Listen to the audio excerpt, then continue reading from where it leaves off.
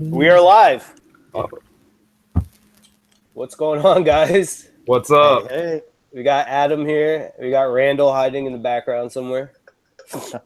We got myself right here, a little sick today. So we're going to make the best of this. I'm hoping that we could get Zach on here. Yeah, I know he was going to be driving. I don't know if that's safe. He shouldn't be driving and podcasting or hanging out, whatever. It sounds like a new invention that we can make. Maybe we're a law. Ah, We're lost. dude, I was reading up on Cory Booker. Oh, it's Brian. I'm trying to see what Cory Booker's been up to, and all these bills that they're introducing, man, it's just left and right. It doesn't even give me a chance to really understand what they're trying to get put into law. But he's got something called Reducing the Obesity in the Youth Act of 2016. He wants to reduce obesity.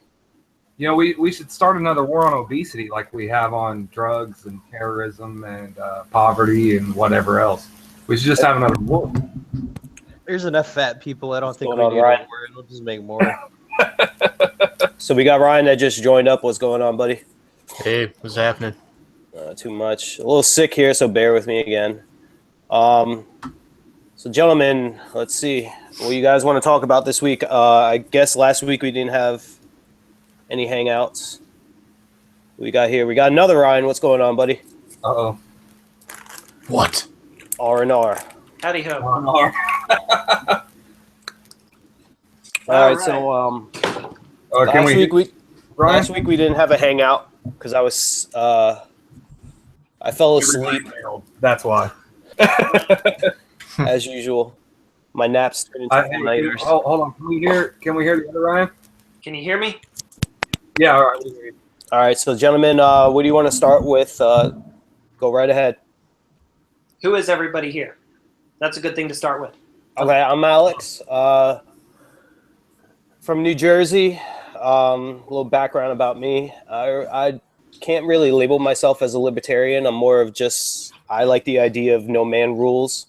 Me, I believe everyone has their own right to live their life.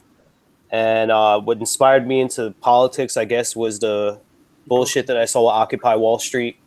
And started Occupy New Jersey, realized that it was just nothing more than people complaining.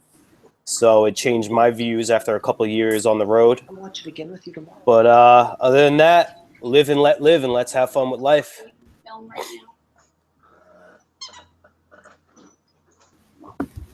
I'm Adam. Ryan, we've known each other on the internet for quite a while. Yeah, great to actually see you. Hey, man. Yeah, I'm from Oklahoma, and I don't know. I'm into liberty.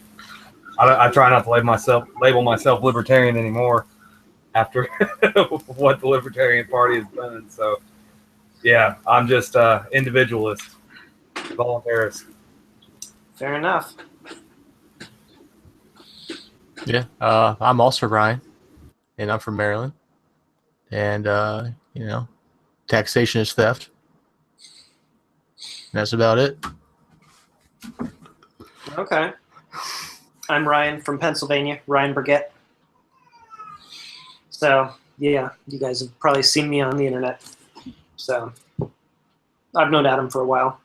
He's the one who brought me to this group. So, Right fun on. stuff. Gentlemen, welcome. All right. So I've been I was watching this a bunch of different like crash courses, I guess you could say. We'll try and get a little more of an idea behind communism and why Marxism is to blame for how communism was treated, because I'm trying to get a better understanding. Do you feel like Karl Marx is not represented the right way, or do you think his intentions with Marxism is what led to communism, as we see it today? Was that his intention, or was it more of, how he saw how, I guess you could see the free market, or how everyone is valued the same way, everyone's leveled out the same way? And do you see it going towards that direction today when it comes to socialism?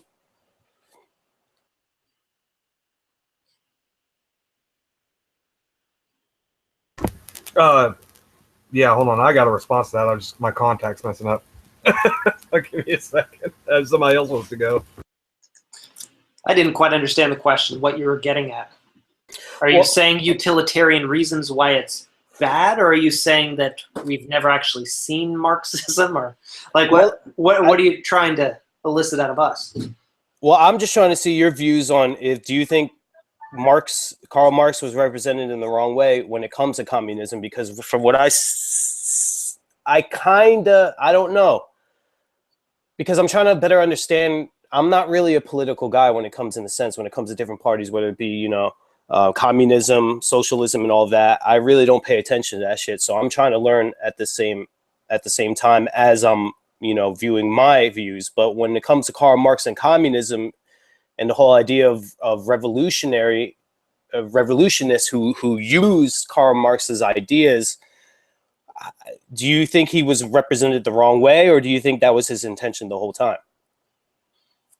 In practice, I don't think it was his intention what we saw, but at the same time, his whole idea was fundamentally flawed because it all comes from this collective idea, this idea that everybody owns everybody and you don't own yourself. So it was guaranteed 100% from the outset to fail. I mean, there never was any chance that it wouldn't fail. I mean, in everything you've seen today, whether it is exactly what Marx would have, imagined himself to be the goal, he got exactly what you would get out of an ideology like that, which is that you don't own yourself, the collective owns you, and the collective makes all the decisions, whether it's fascist collective or a socialist or a communist, whatever. It's all the same thing. And it's funny because, Karl Marx and Engels and all, they base all this off of, the proletariat and destroying like the aristocracy, but then they create their own aristocracy through communism. Yeah, so it's just good. Yeah, and then it's good. It's okay. It's democratic aristocracy. So it's that makes it better. Yeah. So then when it comes to socialism today, do you see it as a form of communism or like a sort of branched off of that idea? It's a vehicle towards communism for sure. Well, and then Marx even said that though. I missed part of what everything was said, but no, I would definitely say that what we have today, I believe, was what Marx had in mind. It's a utopian idea. Marx, of course, didn't envision communist Russia or China or Cuba or Venezuela, et cetera, et cetera, et cetera. Of course, he envisioned it to be sunshine and rainbows. Whenever, of course, that's not actually what's going to happen. I do believe that Marx was. I believe he was a good thinker. I just think he was a little. I wouldn't go that far. That's being really generous. He thought things out very well. I will give him that, but he was just misinformed. Or I wouldn't even say misinformed, but ignorant of what people in general really were like. I mean, because from what I understand, he wasn't ever really employed. He lived off of some friends, his friend's parents' money or something like that. Sounds like Bernie Sanders. Yeah, right. I mean, yeah, never really did anything productive for society other than try to tell other people how they should live. So I think he thought it out. He spent a lot of time thinking about it, and he was diligent. It's just he really just hadn't. He was ignorant of what people actually people's behavior, psychology maybe. I think he had good intentions. I won't say that he had evil intentions, but he was just wrong, and that's the way I look at it. Romantic. Yeah, I don't know that his intentions were bad. I mean, whether you're talking about, Mises or Bastiat, or you're talking about, Marx, they were trying to come up with an idea for a perfect, utopian society. And that in itself is kind of like a far-fetched kind of... Well, Mises wasn't. Well, Mises was about human action. It's the fact that humans are flawed. Therefore, what we'll do is we'll harness that, on the free market in order to make some good out of it. Because guess what? People aren't perfect. Well, that was kind of the whole point. the free market, or like a minarchist or minimal, government role society is kind of a utopian society. Like how, That's the most utopian of them all. That'll never happen. yeah, exactly. So whether you're talking about a society that's all collectively organizing together and all this bullshit, or you're talking about society devoid of government interference, it's all utopian kind of, fantasy. But in practicality, communism has been put into practice, and we've seen, the ramifications of that. Whatever kind of reasons people give for, communist and socialist, regimes failing, it's all kind of the same thing, Well, it's all fundamentally flawed. Yeah, exactly. Because you don't own anybody else. It's like they just kind of de-evolve or evolve into various, species of communism, but whether it's Chinese communism or it's Russian communism or whatever, or like Eastern Bloc communism. It's all crony communism. Yeah, yeah. Well, where do you see within the next few years, once this election really goes through and ends, where do you see our government or us as a people going if things aren't really, changed, I guess you could say, or we really don't make effort into bringing that change that we keep talking about? We're going to the FEMA camps.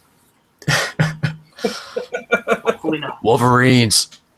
Well, we could put it like that. That simple, yeah.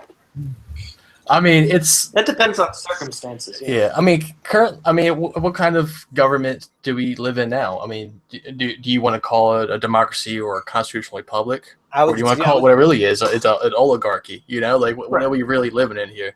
So, what are the motives of the people that are in control? It is to gain more and more control, and that's what's going to happen after this election, whether it's Trump or it's Clinton, We're the not status quo. Yeah, it's going to be pretty much the same old game until the fiat currency falls out. After that, Or a big war. I think it's going to take a big war, but There would have to be something big event that would I mean, even still, push that would break us out of the status quo. Yeah, but what do you think it would be? Banking system for one, because there are indications of like, whereas in Berlin, Germany, they've been preparing for a financial breakdown or a meltdown. So I don't know. Do you think it's going to start financially? Do you think it's going to start whether it be all this talk with Russia? Well, let's be honest. Circumstances will tell.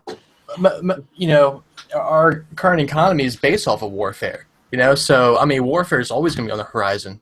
Otherwise our economy will collapse. It's based off of pretty much debt, and we go into debt by, conducting warfare. But it's not really warfare. I mean, it's comfortable people in the United States sending troops and weapons over to other places in the world. If there was actually a war where, the United States was in an actual war with somebody, that would be crazy. Well, And that would shake up everything. That wouldn't be just yeah, I mean, I guess the constant drip of violence, around the world on the part of the United States. well, yeah, there's a difference between bombing Yemen and then global warfare, I guess. But Anything goes if that happens. So. Yeah. Anything goes. Oh man, I can't imagine that. and to the victor go the spoils. Yeah, think about that. I don't want spoils. I just Well, I'm talking about whoever comes out on top. personal If succession. anybody does come out on Yeah. top. Or hopefully nobody does. Yeah. We all just die out. No, come on. We don't need anybody on top. That's kind of the whole point. Yeah. so and I don't know. I think another war is. I mean, unless it's on our soil, which I think is highly unlikely for it to actually be on our soil. Yeah. The war is just going to perpetuate the fiat currency. That's all that's going to happen. Oh I yeah. mean, it isn't until that currency falls out that I think we'll see a huge change. And I don't know if they're going to try to replace it before that, or if they're just going to keep kicking this ball down the road. I mean, I don't know. I mean, they could fudge the numbers for an eternity. I mean, it seems like at this rate. So, yeah. I mean, I think it's going to have to be a revolution of the minds. I mean, I know it sounds kind of cliched, but it's going to be the people, to finally say, you know what, we don't need masters. We don't need somebody in charge. So I think that's utopian. Yeah, exactly. Let's get back to the whole I mean, utopia. you're really gonna get everything. No, I mean, from what I know, people they care more about Netflix than opening their mind. And no matter how much you bang on them, you generally Well, won't. I mean, I'm not saying how possible it is. I'm saying that's what it would take. I mean, really. Yeah. I mean, what else? I think it'd take a physical event more so than a sudden like a big psychological thing. I think it'd be physical. Something would have to break down, and that would cause people to actually have to take responsibility for themselves. Yeah, and once you take responsibility for yourselves, you don't need anybody else. Then, when the status quo has been broken, then you can actually have real conversations. Well, and so the thing is what exactly? I mean, how is it going to break down? They seem to be incredibly good at putting Band-Aids on things. It's just a matter of, I wonder how long it's going to be before that happens. Yeah. What that'll be. Well, I kind of agree with Ryan when it comes down to something really physically needs to happen in order to wake up people, for them to realize that, this is where survival really comes into play, and the whole idea of looking at the government as a parent totally just dismantles what they, I don't know. I'm really sick right now, so bear with me. Basically, people just build your bunkers and wait for the nuclear exchange to end, and then So, when anybody got any land they want to offer up? You want cheap? I wouldn't say it on Google Hangouts. Maybe some shipping containers. Okay, so now that we're talking about the whole utopia, I'm looking at the Google Docs, and I see an interesting point here: individualism and the effects on the community. Now, if we talk in the sense of community and individualism versus collective, I guess you could say, how would you balance out both so that the whole live and let live aspect is agreed upon? Nobody has to agree on anything. True. But there has to be a moral standpoint where we at least see a common ground. I think I see what you're getting at. It's like, I guess in a collectivist society, it's billed as like, you look after your neighbors and your neighbors looking out for you, even though I don't think it really ends up being like that.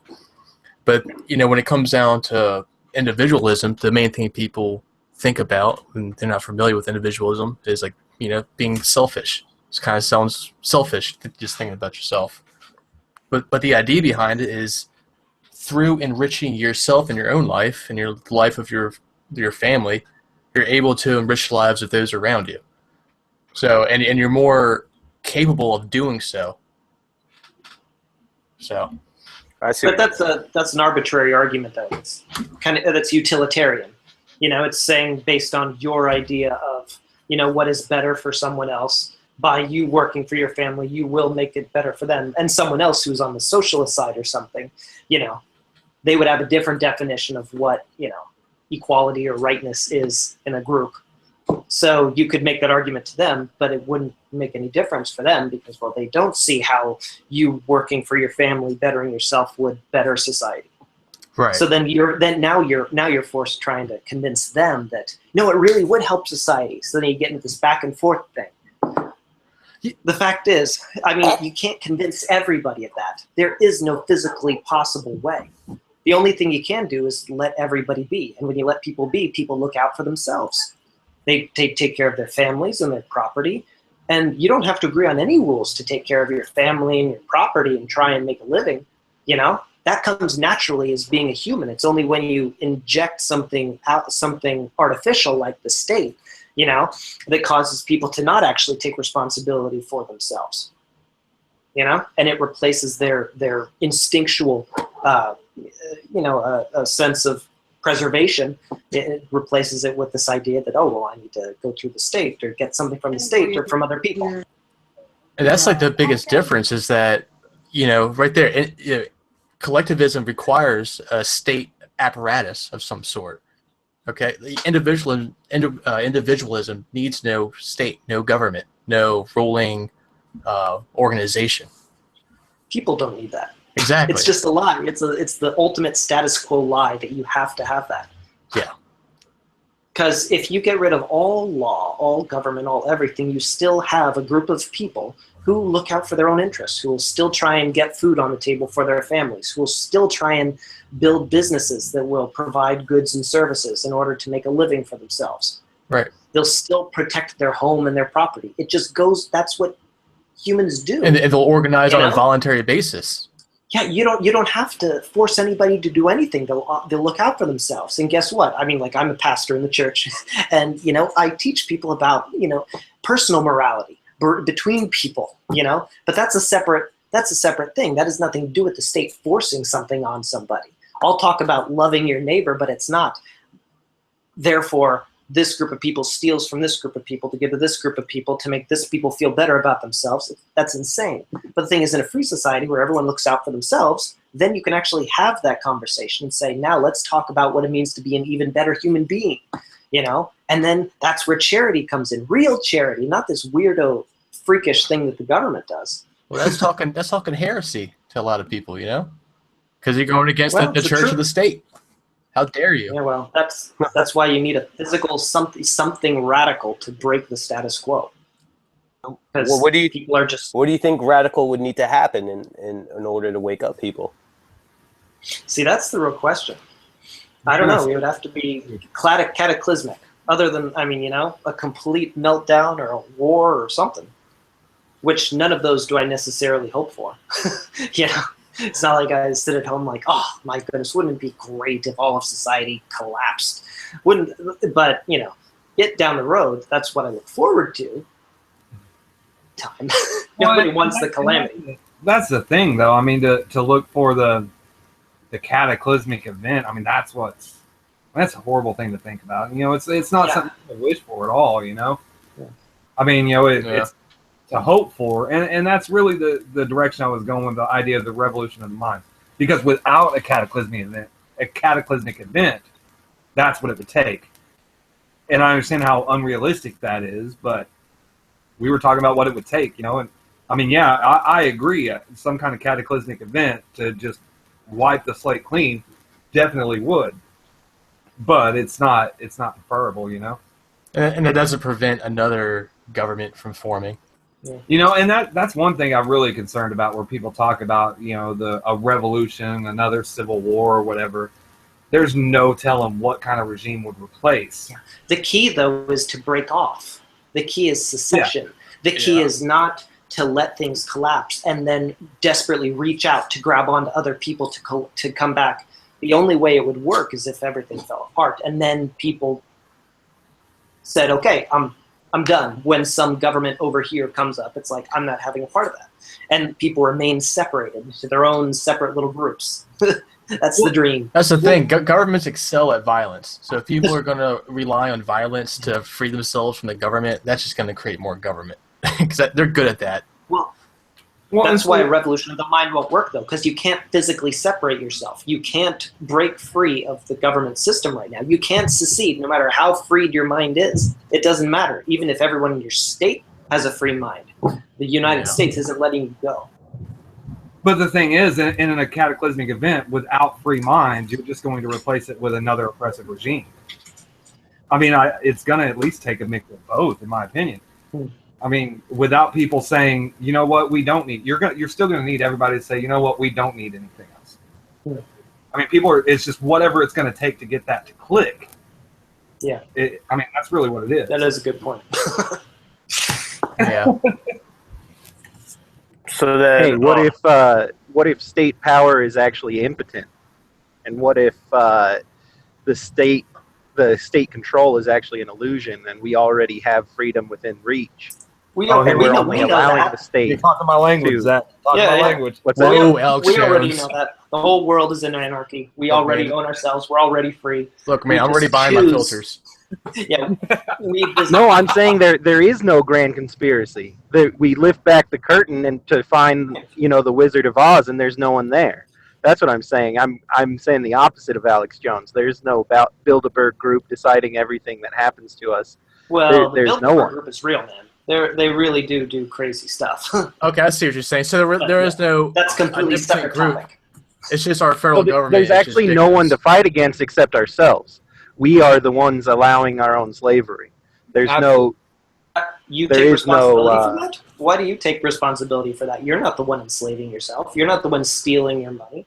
You're not the one. No, I'm saying we sending enslave kids off ourselves to war. we enslave ourselves by participating in the state controlled regimes. Not So, necessarily self-preservation. That's not. Every time you abide by a licensing agreement set down by some foreign entity, every time you buy a firearm through the proper channels, every time you do anything through these state-controlled regimes, you are participating in it and thereby enslaving yourself. No, that's self-preservation. There's a big difference there. I mean, to participate in is to actually be in the political process and think that that's going to be the actual answer. Is to have a bill that says, "Oh, look, I'm in politics now, so I'm going to sign this bill that has all this good stuff, but it also has this stuff over here about stricter penalties for drug offenders or something." And it's like, well, for the good stuff, I'll sign. And then guess what? You're a part of the problem. That you can't back out of it. But you and I, in our living our lives, it's self-preservation. It's saying I care too much about my family to allow myself to get in trouble and end up in jail or killed, for doing something stupid. But That's isn't that self-preservation. self-censorship and self-enslavement technically? Because you're deciding to do stuff not because anyone told you not to. You're doing it only because your conception in your mind doesn't allow you to do it. No, I don't equate those at all as being the same thing. So well, let me say this though. So do you not believe that participating in it is not perpetuating it? Oh, I do believe that to a certain extent it does perpetuate it, definitely. So, but at the same time, even with the vote, when election season comes around, I will with each vote or with each election season, we'll make the decision as to whether or not it's in my interest to vote this time. So, and I mean, and even still, and once again, that comes back to self-preservation. That's a utilitarian decision, not a moral decision. Well, yeah, and I don't think anybody's arguing that it's not self-preservation. It's just the point that we are perpetuating the cycle. We are perpetuating the machine. I mean, even when you get a speeding ticket and you go pay that speeding ticket, you're helping that machine continue to go. You're helping that revenue generation. If you were to refuse to pay the speeding ticket and fight the speeding ticket, and do everything you can, tooth and nail, I mean, up to the point where they're going to throw you in jail, yes, you're going to go ahead and pay it for self-preservation. But, I mean, at the bare minimum, you're at least going to fight against it. Well, that's what I do, and I assume you do too. Well, yeah. But that's, I mean, you can't say that, because the mugger stole your money and used it to do something horrible, that you're then responsible for the mugger doing something that's horrible, But the guy was holding a weapon on you, whatever, you give him your wallet. It's not your decision to make. You say, no, I don't want to, and they say, no, I'm going to shoot you. Okay, sure, take it, whatever.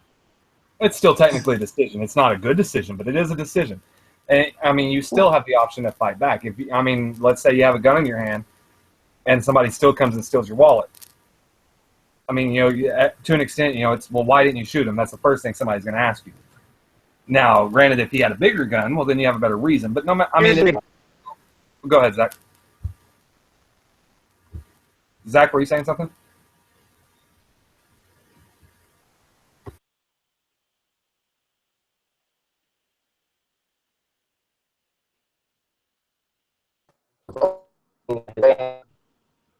Those kind All right, Zach, we're losing you there, buddy. of to bomb things, but somehow they still get bombs. The bomb thing. So The bomb thing. The bomb. It's getting hacked by Russia. for access Really? to arms, or the people who abide by the laws and are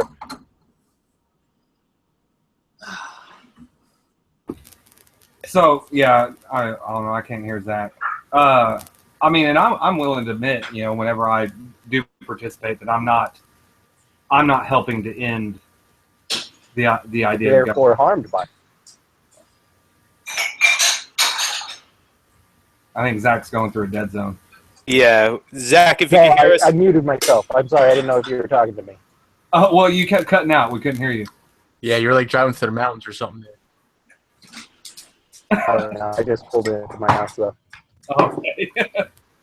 Yeah, I mean, I'm perfectly willing to admit that I've done plenty of things to help legitimize the state, and I've only really recently started to look at it in a sense of, not participating, or at least participating as little as possible, being a good way to battle, or in order to start that idea. Delegitimize it. Yeah. Yeah, right. I mean, but no matter what, it's only legitimate because we participate. I mean, it's and I'm including myself as well. It's not legitimate. I mean, none of it is. It's all just a group of people claiming to have power because they claim to have power. I mean, there's nothing. I still don't think you can be morally responsible for, not like you can take that on yourself and saying that you're legitimizing it by doing the least that you have to do in order to keep yourself, around. Well, I don't think we're thinking about it, and I say we, as Zach included. I guess I'm speaking for him on this, but correct me if I'm wrong at all. I don't think we're looking at it as morally blaming. It's not like I understand why you did it, but what you're doing is what's continuing the process. If everybody would just stop, that would help. That would stop the process. No, all you need is one person to go and vote, and you would still have a process. Yeah. Just vote, just this one time, and we'll do one little step at a time. Yeah, just do it. Just try harder. Right. They bring in one dead person, to vote at the poll, and they would all stay in power perpetually. It is out of our control, man. Like, we could the whole state of Pennsylvania, me living in Pennsylvania, could decide, we are not going to participate anymore. And yet, guess what? The system would just keep rolling along. Would it keep rolling along in Pennsylvania, though? Yeah. You would say, well, so who controls the system? I mean, how so? I don't understand how, if no people participated, how you see that it would continue. Well, the same way they do today. You're saying that the people in power wouldn't find a way to get a couple people out of, or bust in a couple people, because all they need is one vote, since no one else is, participating. So no, I don't have faith that the people in power would say, "Oh crap, these people are okay, sweetie." They wouldn't say, "Oh crap, the people aren't with us anymore. Oh no, we're all alone. I guess we need to give up our power." Like, that doesn't happen. No, we're not talking about a couple people here. We're talking about you. I mean, like you said, No, I'm saying everybody. If everybody in the entire state, all the people of the state decided we don't support this, we're not going to do it. That wouldn't change anything, because the people who are in power would do whatever it takes to get a couple people in. Maybe they bust them in from New Jersey, they're dumb over there anyway. Bring in some people from New Jersey, and then have them vote for them, or write some votes on a piece of paper. Okay. Who cares? Shots fired. The point is they would find a way to keep themselves in power, because they're not giving up power. That's the way the system. Okay. So you're just saying the limit is the state of Pennsylvania. What if it were 5 states, or 10 states, or 50 states? Where is the limit at? Are you saying that it's just that they always have somebody else to bust in? Well, it would be powerful if all 50 states. I'll definitely give you that. But it would have to be really big. Well, and I'm not talking about, it's not a sense of 5 or 6 people, or even 5 or 6,000 people. I mean, yes, it does take millions of people. I mean, it takes a good portion of the country to do this. But them not voting, for example, I'm not as a show of delegitimizing the system would. Now, hold on, because you keep saying voting. I didn't say not voting. I'm talking. Well, you were talking about means of delegitimizing the system, and that was one of the key ones we were talking about earlier. Well, no, but we started going off into something more.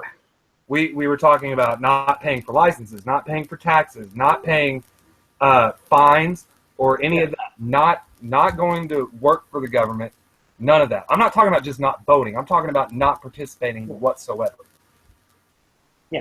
Agorism. Yeah. I mean, that's basically it. And I mean, so it's not just, the state of Pennsylvania decided we're not going to vote. No, it's the state of Pennsylvania decided they're not paying taxes. They're not recognizing any of your authority. They're not recognizing anything. If you come in, there's going to be a fight. So, I mean, that's kind of what we're talking about to an extent. And I don't think the state of Pennsylvania alone will be able to do it. I think it would take several, if not at least half the states, to make it happen. I mean, I'm not being unrealistic. We're talking about hypotheticals here, no matter what. So then you think that Washington would pack up and go home? Ah, crap. A few of the states aren't with us, man. Got to go home now. Pack up shop, Well, I mean, where are they going to get revenue? Where are they going to get anything? Come on, where do they get the revenue now? What percentage of the federal revenue actually comes from taxes these days? Well, It's not high. Well, I mean, you get your taxes, your regulations, your fines, and yes, they do print money. But if their money isn't worth anything, then what's the point in printing it? I mean, what does that do? Well, really, the amount of money that the government prints is very minimal. It's all pretty much electronic. Yeah, Actually, I think I put that on the docs. I wanted to talk about that at one point, but anyway. Now, all they have to do is change the percentage of money that the banks have to keep on hand at any one time. Once they change that percentage, it has an exponential effect in terms of the money supply in the country. So, yeah, it doesn't matter how much they print to a large extent, when they can just change a percentage point and suddenly have an exponentially more money in the country. But, But I mean, no matter what, I mean, all it takes is, even if a state government decided they were no longer going to recognize it. I mean, you look at, what was it recently? Something about the bathrooms in the schools or something, where federal government was trying to push the states to make decisions, and the state said, no, we're going to make our own decisions. We don't recognize your authority, and they went on about it. I mean, it's really just a matter of not recognizing the authority. Mm-hmm. Well, I don't recognize their authority. But at the same time, for self-preservation, I will do the minimum I have to if I'm forced. So, Well, and that's understandable, but it's just going to take, the minimum you have to participate. And I'm doing the same. I'm not like pointing a finger at you personally or anything. It's going to take several million people to start saying, no, I'm not participating at all. Mm-hmm. And so really it's just a matter of how do we get to that point. Means Good luck. Yeah. Yeah. It's not a matter. I'm not talking. To me, it's all hypothetical. It's all like, if we could do this, this is what it would be. Do you think I don't. what? Do you think if people started focusing more on state local law and state local government, that would be a start, more of a community sense? Maybe, but I think local governments are even more corrupt than federal. It's true. Yeah. You want to know corruption? Start looking into your local government. I promise you're going to be so mad. yeah. Trust me, I'm from Maryland. I know. Ooh, man. I just started trying to get into more New Jersey local government, and just so much shit, especially all these districts. Oh, I forgot man, someone in it's, here was from New Jersey. God, dirty New Jersey. I'll have to be kind. No. It's New Jersey. We can handle it, all right? Give me my bagel and my coffee. I'm good. Excellent. All right. So, where I do got we a question. Yeah, go ahead. Are we going to watch the debate together, or are we just ignoring it? Looks like you. Are we going to legitimize the system? Hey, I wasn't trying to indict anyone here. I was just throwing out a question. God, Is But it on anyways. right now? Yeah, I think it's starting right now. That was awesome, Brian. let me go grab my LSD. What are we turning the debate on? I don't know. It's up to you guys. Do you think that'll be better, or do we just keep going? I don't care. It doesn't matter to me, man. I can go with the flow. I'm down with whatever. I'm just have to be off at around 9:30. So I gotta go start getting ready for my night. You got to put your makeup on? No, that's tomorrow night. I got a kid I gotta put to bed. Oh, okay. So it's mommy and Alex time. Oh, is that right? I know what that's like. My kids are in bed. My wife keeps telling me to be more quiet. I'm trying. I think the way forward is agorism by means of counter-economics. I've said it a few times in the group, which that basically means you live your life as if the government doesn't exist. I mean, that's all I really can do. You do what you need to do. You do what you need to do for the sake of self-preservation, if you need to, in the public, sphere, whatever, with the government. But other than that, you just do what you want to do. You set up your water barrels. You live your life. You grow your food.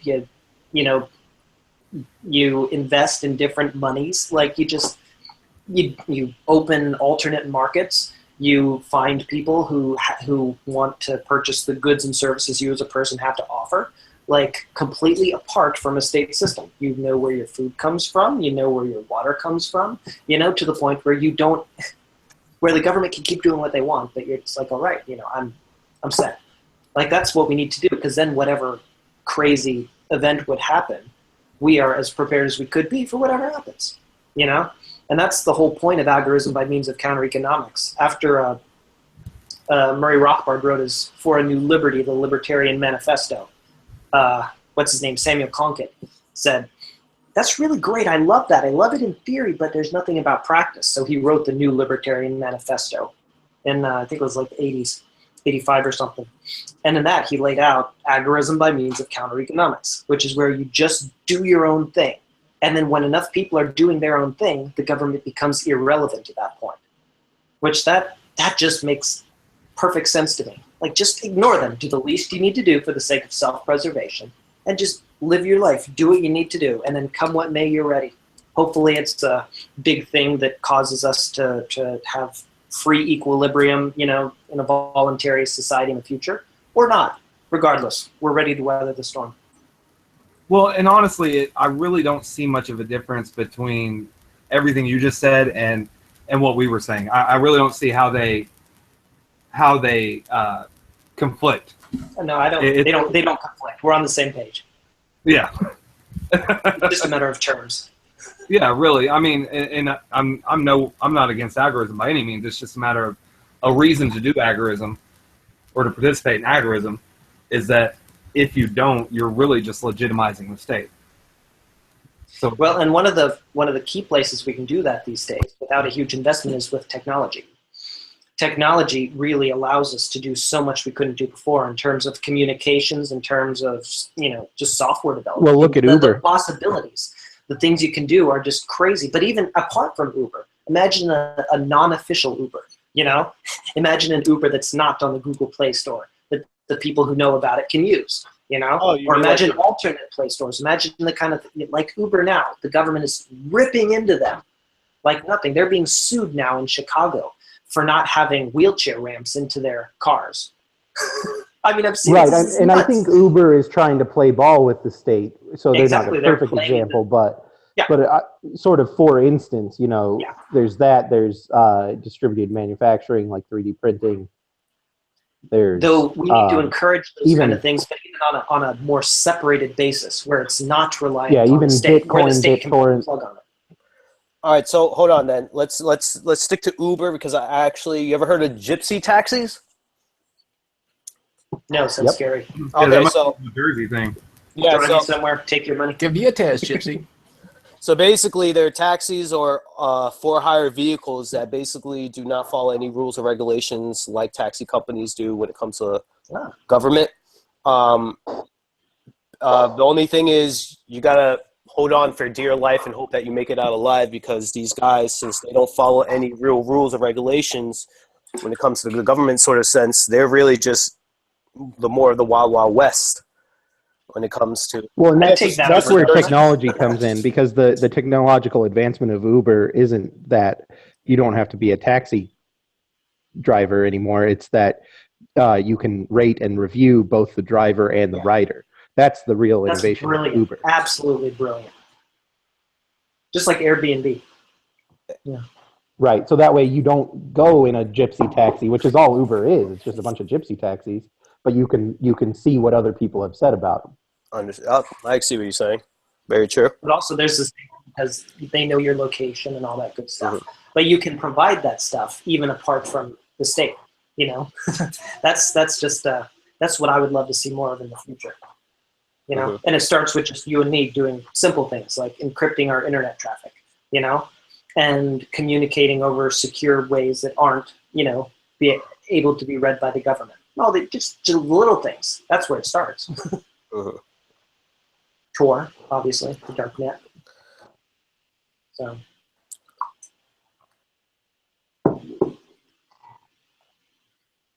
All right. So what next? What's the next topic, guys? Anything else? Let's see. I'm looking at the topics page that we have on the Google. What's the best libertarian movie? What's your favorite scary movie, Sydney? I don't know. It made me think of Scream. Someone asked that a few days ago in the group. I've been thinking ever since then, trying to think of anything. It's hard. I would. Hook. I just want to be one of the Lost Boys. Yeah. You know, That's it. Legends of the Fall. Brad Pitt's character.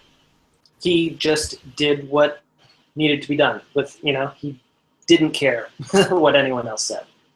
You know, he's a great example of agorism. So, even though that's definitely not a libertarian movie, but you know what I mean. What's that? What's the Matt Damon one? Elysium. Isn't that what some Vox writer or something said that's what libertarianism would look like? I've never seen that movie. I haven't seen it either. It might have been Huffington Post. Oh no, it was the Young Turks. I think they said that a libertarian society would look like Elysium, where all the elites lived in space and on the stations, and then the people on the surface were all starving and everything, and they were just working for the people in space, and that's what libertarianism would look like. Oh, it's ridiculous. Well, what's the Disney one, the animated one about the little robot? Oh, Wall-E? Wall-E. Yeah. See, that one's a good example of people breaking free. It has a very, the whole concept of the status quo. People are so into, that they can't even imagine something outside of that. And then something happens and they break free, and then it's like, oh, wait, I can walk on my own. Very libertarian concepts in there. Well, obviously not an explicitly libertarian movie. I would have to say, the one that it really comes to mind, I would say that Robin Hood is my favorite libertarian movie. My kids and I watched it. Yeah. Robin Hood is a good one. Well, Kevin Costner? Which one do you watch? Oh, no, Disney one. Man with the Fox. Ah. Oh, the real one. Robin Hood and Little John running through the forest. Yeah, I don't mind the. I guess I don't mind the Kevin Costner one, but no, I like That one the was kind of weird. cartoon one the best. Yeah, the cartoon one's the best. Me and my kids watch it together, man. They love it. All At right, the end, taxation is wrong. So this actually just popped in my head, and I thought about this earlier, going back to technology, and now with the fact of when it comes to manufacturing and using robots. Now, to a certain extent, I could see it as, where production means does meet. But do you think that's a good way of seeing the future, is just having robots manufacture everything for us and we just exist? Sure. I mean, you could That's say the life. same thing about old flour mills and like automobiles nowadays. They're all built mostly by Any robots. technological. Yeah, I mean, people are going to lose their jobs, I guess. It's not going to be easy transition, but I mean, it's kind of the way it just happens. Humanity, we evolve, we grow, technology changes. I mean, you could make that same argument for any technological advance in the history of man. And the only thing that makes it worse is government intervention.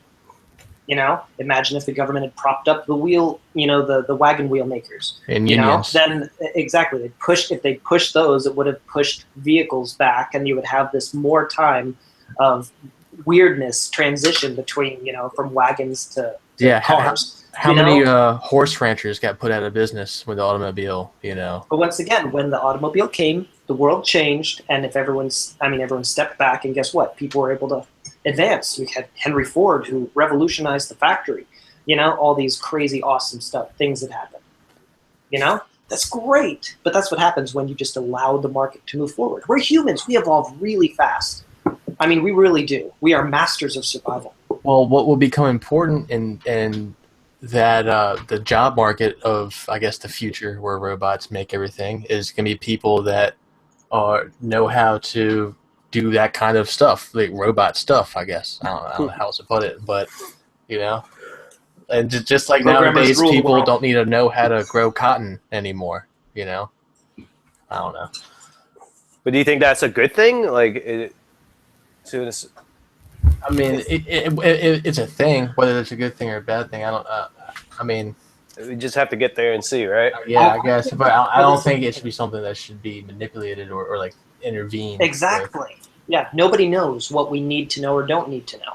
We learn what we need to know when we need it, and we retain what we need to know. And if we don't retain it and we need it, guess what? That's what I mean. We eventually have to learn it, or we die off. I mean, that's what humanity does. We always reach equilibrium. And once we automate so many of these tasks that we're doing now, you know, we bring in robotics and we actually let it go. People are going to have so much more time on their hands. There's no imagining what the next revolution is going to be. So That's amazing. We're not Yeah. going to get it if we don't move on, if we don't keep going. That's true. Yeah. It's a good way of seeing it. All right. Excuse me. Hold on one second. Having a cough attack over here. Anything else you guys want to talk about? Cover? You need to put down that pipe. Oh man, it's been put down for the past week now. I haven't done anything. Fucking I went off subject. I went pumpkin picking, and with the dust and all the germs and kids running around, my body was not ready for it. Thank you, Okay. Obamacare. Thanks, Obama. Gentlemen, anything else you want to cover? Talk about? Free range. And I thought of something the other day, but I forget what it is now. What's up? Thanks. You need to put down that pipe. That's what's up. Let's talk about that. Let's see.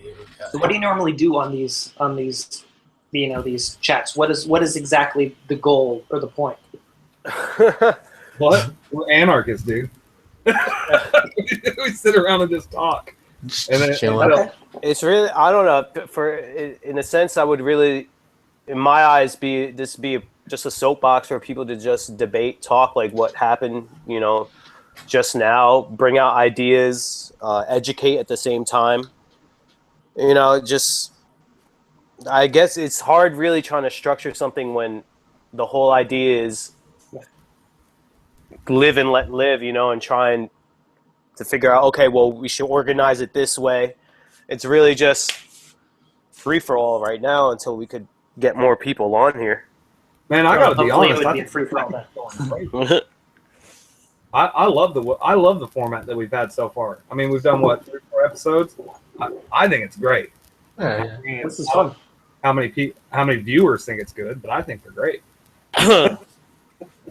At Might the be like end, one viewer. Thank you. I think that's Tim. Whoever that one viewer is, thank you. Shout out to you. shout out to the. You the dankest. Right now it's at 0. I hate to break the bubble, the ego bubble. They'll watch later. That's all right. So we got the likes. This will be available to go watch later. Yes, it will be. Yeah, Okay, it's you on can the do that with Hangouts. Okay. Forever and ever. So I find this funny that it takes people like Madonna to offer oral sex in exchange for votes. I love how media has been spinning this whole voting thing now. I think it's disgusting that that's actually being covered. I mean, Yeah. Well, it's not like there's anything more important to talk about. I mean, come on. I mean, how much value is behind a Madonna blowjob these days? You know, I mean, I'm sure like her Blue Book value is like Not looking too good. Her blue book. That makes the value go down. She's got a lot of mileage. Oh my goodness. But no, so okay. Too kind. So it for this election where it seems like everything is coming out of the woodworks when it comes to the whole voting aspect. Let's look at a couple years back with Vote or Die. You had the likes of P. Diddy trying to promote that, and now you got where it just seems it's such a desperate thing to get people out there to vote now.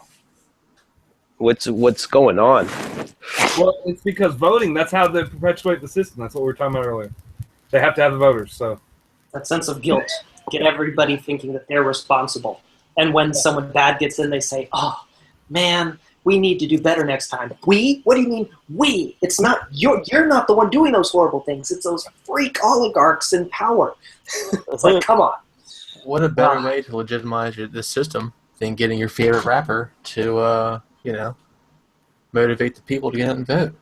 It's just... Yeah, well, Trump's going to get a lot of votes. That's the thing. There's going to be an awful lot of regular folks who are supporting Trump, and for good reason, I'd say. How off balance do you think?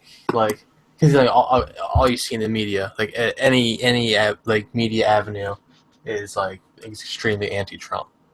But I don't, when I drive around, I see Trump bumper stickers and signs all over the place in people's yards. Regular people. Yeah. But do you think this anti-Trump rhetoric that's been spewed in the media is hurting him, or is it actually helping him to a certain extent? Helping. Definitely helping with the majority of his base. Probably. Because it's so blatant now that it's like... Well, even then, like the InfoWars team, they have been against every candidate and of every party for the last, ever since they started.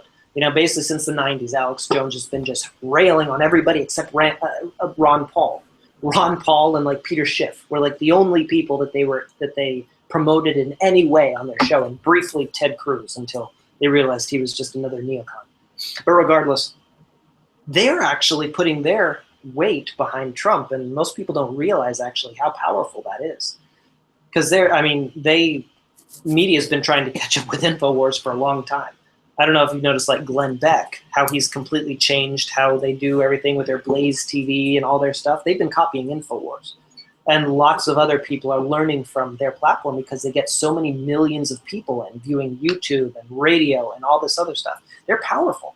And that is actually really significant that they would put their weight so heavily behind Trump. And they have lots and lots of people who care about what they have to say and take their opinion very seriously, who will fall right in line. So there's a block of people that will be supporting him that wouldn't have ever been supporting a Republican nominee or even Democratic for that matter. In the past. So we're going to see a lot more votes for Trump than anyone expects. Yeah, I don't know. I think we're also going to see a lot of women voters for Hillary, though. I think that's going to be the biggest problem. But you're not going to get all women. She's not going to get all women. Now, and I will say the majority of people know that they should not trust mainstream media. You have so many people that recognize that they shouldn't trust mainstream media. They're just having a hard time getting away from it. Yeah. But every time mainstream media, it's obvious they've chosen the candidate. And so it really just, it's blatantly obvious. They're not even hiding it. And so that... Didn't he SNL last week?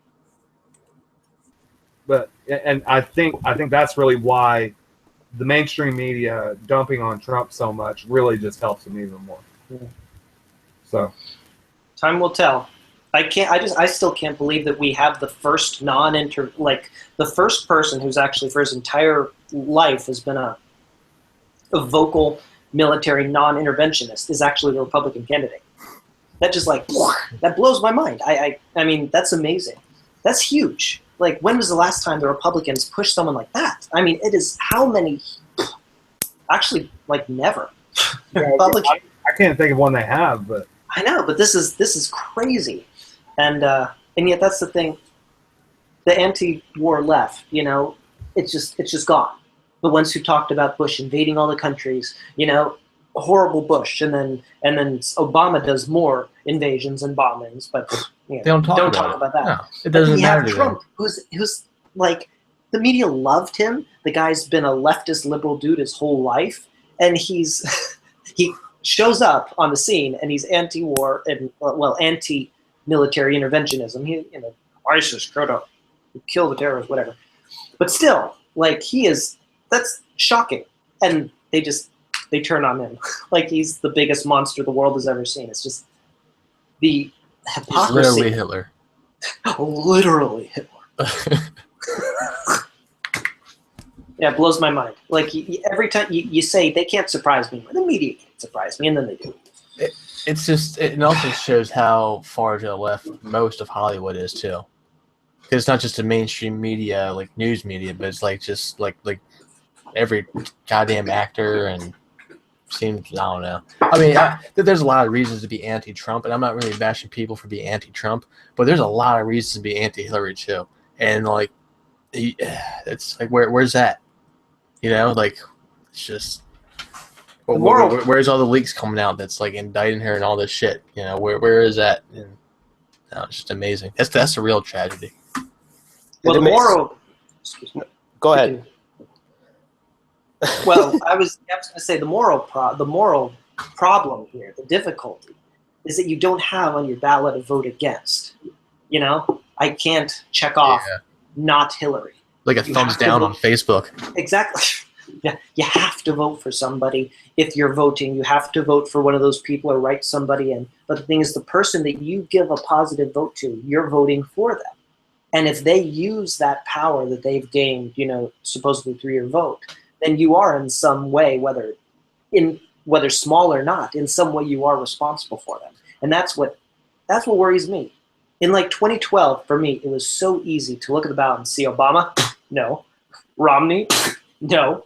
Like, clearly, this is obvious. I'm not going to support any of these two, and I voted for Johnson. This time around, I've heard what Johnson said, and I'm like, heck no. I'm definitely not going to vote for him, if I vote for a presidential candidate. And, well, also, if you vote for Johnson this time, then you're also voting for Trump, or are you voting for Hillary? No, you vote for both. Okay. You don't have a vote against, but you have a vote for both if you want it. But then Hillary, it's like... It's all relative. Well, Hillary, clearly, I'm not going to vote for Hillary. Obviously, I don't support war. But then the thought of having a president and like, wow, I could actually support Trump potentially. And then potentially save some lives. Like, that is huge to me. Because I pray for the people in Syria. I think of the people in Syria. I think of the people in Libya and Ukraine who've been destroyed by this insane foreign policy. And there's that part of me who wants to say, I want to give my stamp of approval so hard on that, military non-interventionism. The only problem is if I would, for example, give him my vote and then he turns around and starts ripping Hispanic people out of their homes and deporting them over the border, I would in some small way be responsible for that. And I don't want that on me. Like there is no vote against. That's what makes it morally difficult. And this election in particular is the most difficult that I've seen, well, since I've been voting. Like, it's just, if we can save lives, then sure, why not? And even, I'm a business owner myself, small business, whatever. I want my taxes down. I want healthcare choice. I want to be able to get, health savings accounts. And if he would allow health savings accounts again in office, sure, that'd be great for me. As a means of personal preservation, it's like, if I can get those things by putting down a vote for this person, sure, it doesn't hurt anybody else, but it could potentially make my life better. But I don't know that those are the things he's going to do, and that he's not going to do these horrible things over here. It's difficult. Well, and that's the scary thing is you can't trust a politician. I mean, well, Trump's not a politician. He's never been a politician. He's been a businessman. No, he's just somebody that wants you to vote for him, and he'll tell you everything you want to hear, so you'll vote for him. But he's not a politician. And he's only ran like 3 other times. Yeah, right. But yeah, he's not a politician. See, the real problem is that when people all right, let's think about all the shit that Obama promised when his first run for office, and how much of shit that he didn't do. He didn't close down Guantanamo, and he peace president president. But it's like people they get so wrapped up in their candidate. It's like they can't even recognize their own downfalls or their own like that person just pretty much lied to you. You voted for them for certain reasons, and they just said, "No, I'm not doing that," and they just like people don't hold that like. You vote for a Democrat and you stick by them, or you vote for a Republican and you stick by them, and that's it. Well, and you still have people that honestly will argue with you that Obama has done a good job. Oh yeah, He said he was going to Tell do. that to the well, bomb it's real people. tough. Tell It's that a to real Syria tough and job. Libya. Yeah. I mean, It's bringing up easy for us to say. Yeah. he won the Nobel Peace Prize, yet is drone bombing entire countries. I mean, that's our Nobel Peace Prize winning president. But how crazy is the cognitive dissonance, the disconnect between reality, that someone can say, well, you know what? Life is easier for this group of people over here. Therefore, all that stuff, the bombing, the killing, the thousands of deaths, the horrible, the regime change, all that stuff, that doesn't even exist, Yeah. because of whatever really in the major, it's not a big deal.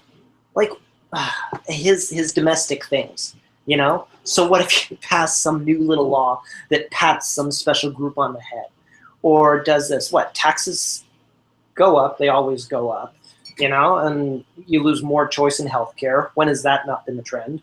I mean, it's the status quo. Everyone's fine with the status quo, but they ignore the dead people. The real people who pay the price. Well, so You and I don't. where's the left, like anti-war left now? Like the ones that were, so against, like you said, like Bush's campaign, and now, like you said, Obama's been dropping more bombs than anybody else, and they're silent. They're just like the war just doesn't like. We're not a war. Like this that doesn't exist. Like they're plugging their fingers in their ears, la la la la. I don't want to hear it. Blah. It's not happening. But Assad's killing his people. Assad's killing his own people. Yeah. Yeah. No, Obama is killing those people. Yeah. What? Can you believe that? It's not happening. Shut up. You're I mean, wrong. I- You're I- racist. You're just a racist. I assume you guys know here in this group that Syria is being invaded by Arabians. Like, that's the way it's been from the beginning. A lot of the same people from Libya and Iraq, after they were done, they moved into Syria with the help of the United States and the arms and the money. And it's like, you got to be freaking kidding me. They called them rebels from the beginning. The media, and they still call it a civil war. They still perpetuate that insane lie. It's never been a civil war. It has been an invasion by Sunni Arabs who are trying to take over the country for political means. But that's fine. It's Assad. Heaven forbid. Assad. You realize Assad isn't even a Sunni or a Shiite. He's a Muslim minority running a secular government full of Christians and Jews and Muslims, Sunnis, Shiites, Sufis, Kurds.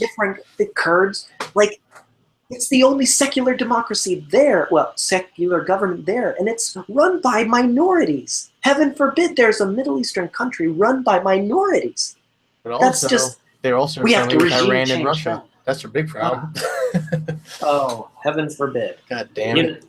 Yeah, and we hate Iran because we just signed that peace, that Yeah, big treaty where we give them $159 billion in order to promise that they're not going to make more nuclear weapons. Yeah, like, do we Brilliant, hate Iran or what's going on here? They're like supposedly like running boats towards our like military ships, and we're like giving them money, and It depends on which department you work for. Which agent. it's so confusing, and it's like is Hillary against Russia, or is she working with Russia with like the uranium deals, and like what's going on? Like it's just a big stage. I think she is stuck in the Cold War. That woman, Yeah. I cannot. Can you believe in the last debate when she said our adversary Russia, as if they're our enemy? She's talking to Yeah. them as if they're our enemy in a war.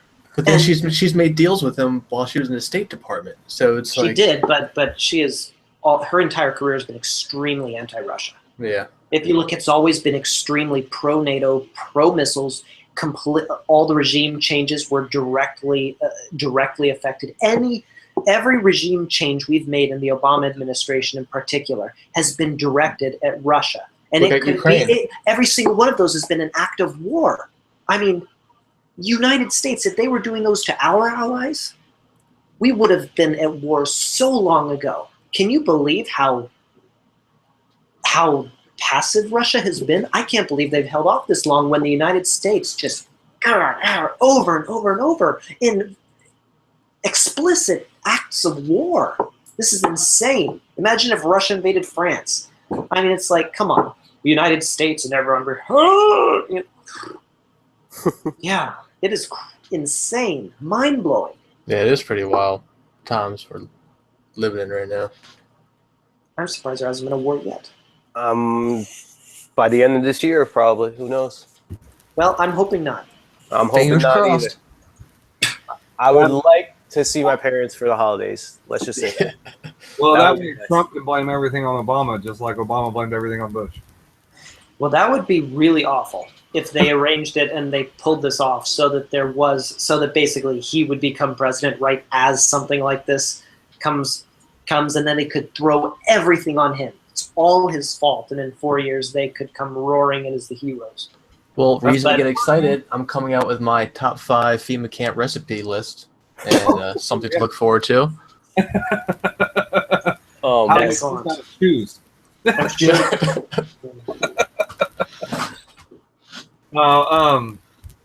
You know, and I don't know. I think it was actually Randall that brought up something the other day. Of course, he's already left, but he brought up that they're actually looking to start a war with Russia to take the attention away from this WikiLeaks. I've Because heard about that. yeah, WikiLeaks is going to be allegedly releasing even more harsher stuff that's really going to put Kerry and Obama, Hillary Clinton, and the entire Democratic Party. They're saying they could even be tried for treason, but of course that's WikiLeaks, you know. Yeah, but you heard what Madonna said. Oh yeah. So, never mind, right? But I know. Let's Pretty talk about UJs. Madonna. Let's talk about some conversation Trump had with a Bush. Seriously, a member of the freaking Bush family. Let's talk about that. Well, Come on, I don't even know what you're not talking. Words aren't coming out of your mouth. All they- Well, how Nonsense. about this with Ecuador cutting the internet? That is That's what I say. Is Assange even alive? Like, what's going on with that? Like, is his internet like? Something's time- something's going to happen. This can't keep going like this. It's impossible that it'll keep going like this. But I don't think killing Assange is gonna change anything. But evidently, he has like no internet access, so people thinking like, is he even alive? Like, what's going on? But he still from what I understand, he still has deadmans all over the world. I mean, Yeah, but they can Yeah. figure this stuff out. They can track it. They've knocked down WikiLeaks before. I'm surprised it's still up. For a while, I was thinking it in and of itself was just some CIA fraud. But at this point, I'm starting to doubt that again I don't. because they're doing good work. They're doing really good work, but they can't continue. They will not let them continue, especially if Hillary's in office. oh yeah. Well, and Steve, so what I understand is they were waiting to release the most compelling evidence against them until just before the election, where they really didn't have much time to do damage control. And then, from the same post that Randall shared, it actually said that Obama is looking to start a war with Russia in order to get people to not focus on that once that's released. Can you believe that? So Well, Who that's knows? the war thing, man. I That's mean- what I'm all about. Once again, I mean, you'd think that they'd be talking about WikiLeaks every day, about the Podesta emails, all that stuff, but they're not. Once again, Madonna, old lady, yeah. said something gross. Let's talk about that. It's Yeah, it's interesting. amazing. That's what I'm saying. It's an oligarchy. It's state media, basically. We're all just being force-fed shit. Thanks for this inspiring talk. This is I don't know, really It's getting me going. is it across the veins or is it down? I can't remember. Like, well, just... And then you make sure the toaster's plugged in when you take a bath, right? Yeah, right. See, Okay. well, that's what's nice. That's what's nice about the internet. Yeah. Is that you're able to space out the heavy stuff with memes. I mean, true. seriously. Every time I hear someone say, "Oh, those stupid memes," I'm like, "Shut up! I don't even want to hear it, man." Seriously, What? that is what makes the internet work. Yeah. Because you're able to mix, and it's like heavy, really heavy. Oh my goodness, there's a meme. That's great. Heavy. Okay, all right, we can do this, and then you know, Yeah. you gotta. There was another group I was in that was really popular that they really started hammering down on that stuff. I'm like, the memes are a great way because we can put smirky little messages in here that are funny, and people will share them, and they'll get them to think. I always thought It's good information. Yeah, memes seriously. are a great way to get conversation started. And so, I mean, I've always been, pro sharing the memes, even the stupid ones, even the repetitive ones that never seem to go away. I think they're great. I think they, but They have I have history of their own. noticed the abundance of memes on The State Is Not God lately, and it's awesome. that's like the meme warehouse, man. That's where Yeah, they're there's an awful Yeah. lot there right now. It's a meme warehouse thing- and but the good- factory. The good thing is, though, people don't ignore the serious posts. That's, No, I mean, right. that's, We it's still- not at the expense of the serious posts. That's great. yeah. And it wasn't in like the Jason Stapleton group. It wasn't at I was the. going to say the name of the group. Might as well. It's a great group. Except I mean there are a lot of conservatives in there these days. But still, I've been in the group in like a year. yeah. Well, no, you were in there in March. That's when we had that awesome conversation. Oh, that's right. Yeah. I said Yeah. live. Yeah. But still, it's don't put memes, and so then they push all the memes into one like thread each week, which is the silliest thing. But So silly. it's just absurd. But the thing is, so then it's all the serious stories. Now you want to know the really funny part. The crazy part is these people, mostly conservatives, are a large portion of the group right now. But still, a lot of these people share fake news. Like, Oh, yeah. all those spoof sites where they Yeah. share very conservative-ish news? Where they share the conservative-ish news that's completely fake? It'll be from like 3 years ago. Yeah, and guess what? Obama just banned all guns in the United States. Yeah, Obama just invaded Oregon. It's like all this stuff. And it seems like it'd be so obvious that it's not true, and yet people actually suck it up.